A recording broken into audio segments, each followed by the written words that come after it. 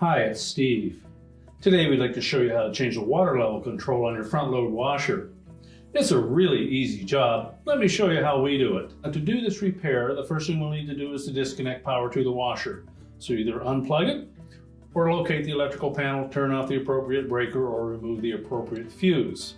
Now once we've done that, we'll need to pull it slightly forward so that we can access the screws that secure the main top to the cabinet, and then we'll remove that. Now that we have access to the back of the washer, we're simply going to remove these 3 screws that secure the top.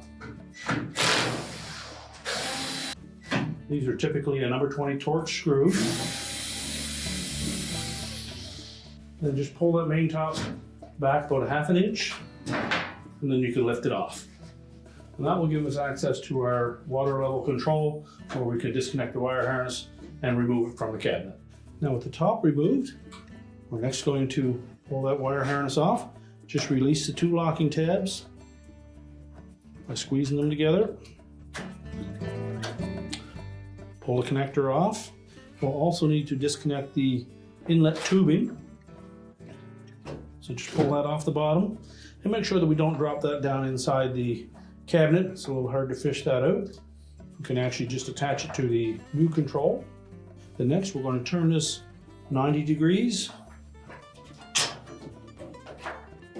and pop it out of that little opening on the side of the cabinet. We'll discard the old one. We'll pull that hose back off. We'll line that fastener up in that opening until it sits flush. Then just rotate it down 90 degrees to lock it in place. We'll reconnect that tubing. Make sure it's pushed all the way onto that nipple. We'll take our wire harness connector, and that will only fit one way onto that control. Press it firmly on until the locking tab's engaged.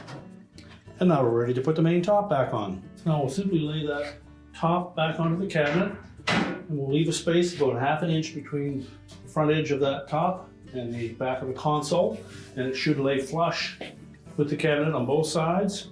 We're simply going to push it forward. That will engage the front of it on the 2 plastic clips and hold it down. And then we'll install the 3 retaining screws on the back.